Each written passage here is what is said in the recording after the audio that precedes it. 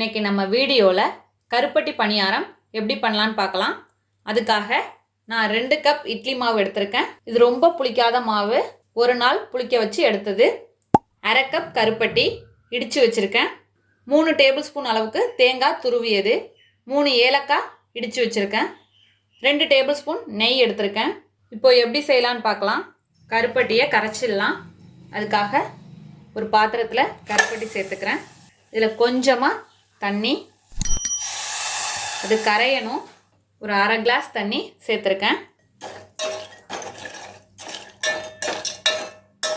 இப்போ இந்த ஸ்டேஜில் ஏலக்காய் சேர்த்துடலாம். கருப்பட்டி நல்லா கொதிச்சு வருது,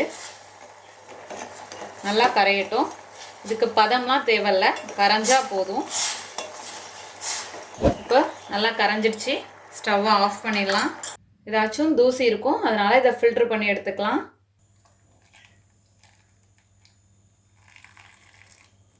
இப்போ கருப்பட்டி ரெடி ஆயிடுச்சு. இப்போ மிக்ஸ் பண்ணுறதுக்கு ஒரு பவுல் எடுத்துருக்கேன். இதில் இட்லி மாவை சேர்த்துடலாம். இப்போது இதில் நம்ம கருப்பட்டியை சேர்த்துடலாம்.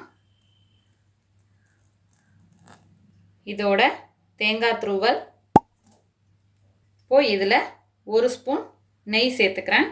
இப்போ சேர்த்துட்டு எல்லாத்தையும் கலந்துக்க வேண்டியது தான்.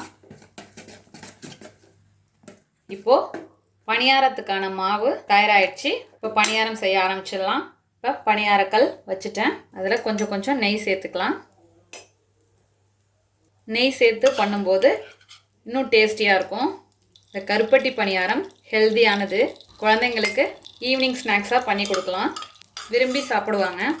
இதில் இப்போ மாவை ஊற்றிட வேண்டியது தான்.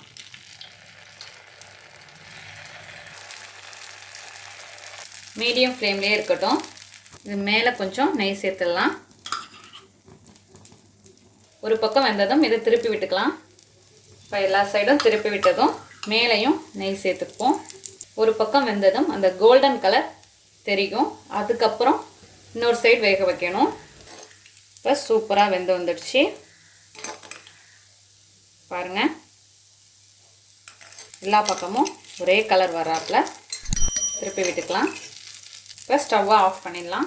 அவ்வளோதான், நம்மளோட அருமையான அற்புதமான கருப்பட்டி பணியாரம் தயாராகிடுச்சு. இதே போல் நீங்களும் உங்கள் வீட்டில் செஞ்சு பார்த்துட்டு எப்படி வந்துச்சுன்னு கமெண்ட்டில் சொல்லுங்கள். தேங்க்யூ.